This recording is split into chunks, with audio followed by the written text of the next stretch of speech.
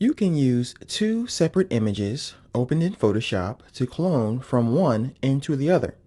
And of course, you can do this with as many images as you'd like. As you see here, I have two images that were taken from photospin.com. Here is a pretty big wave, and this is the main reason that I don't surf. And here is a surfer. Now, I think it'd be kind of cool to put this gentleman in this wave because I'm not going in there. So what I want to do is show you that we can take our clone stamp tool and we can Alt or Option click in another image like so to set the clone. But what I'm going to do first of all is turn on my aligned so that my brush will remain in this image and not wander all over the place. So I'm going to once again Alt or Option click on the surfer, and then I'm going to go over to this image and I'm going to create a brand new layer. The advantage, of course, is that we can be as sloppy as we want to because we can always add a layer mask to clean up anything that's spilling out from the image itself. So I'm going to go to this guy here, to the wave, and I'm going to start to paint. Now, typically, when I do this, I keep my eye on the image where the clone data was taken from because you'll see crosshairs in here. So I can keep my eye on the crosshair and try to match precisely exactly what I'm going to get on this side. Also, let me just double check and make sure I'm actually on my layer, which I am. As you can see, I can hide and show that, which is the benefit to using layers when you use this technique.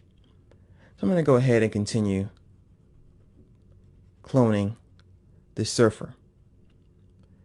Another really good reason for using the layers is so that you can resize the data. There's no reason to have the surfer pretty much be this scale in a wave of this magnitude.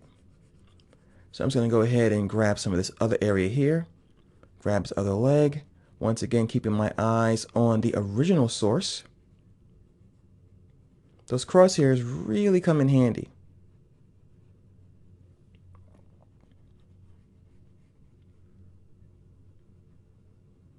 And I think that looks pretty cool so far. What I'm going to do at this point is I'm going to press Command or Control T.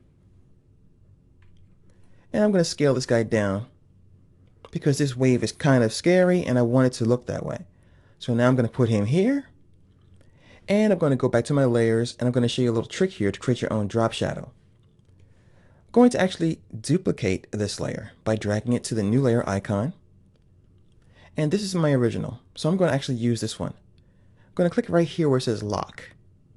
And then I'm going to fill the pixels in this locked region with black. That's the benefit to using lock transparent pixels. It ignores everything that has nothing on it so that we can fill in something that's actually on that layer.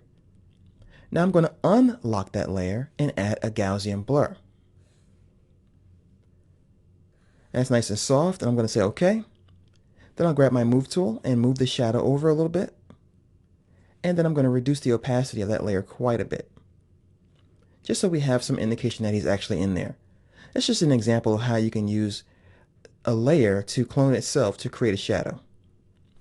So that is how to use two images to clone one pixel source into another.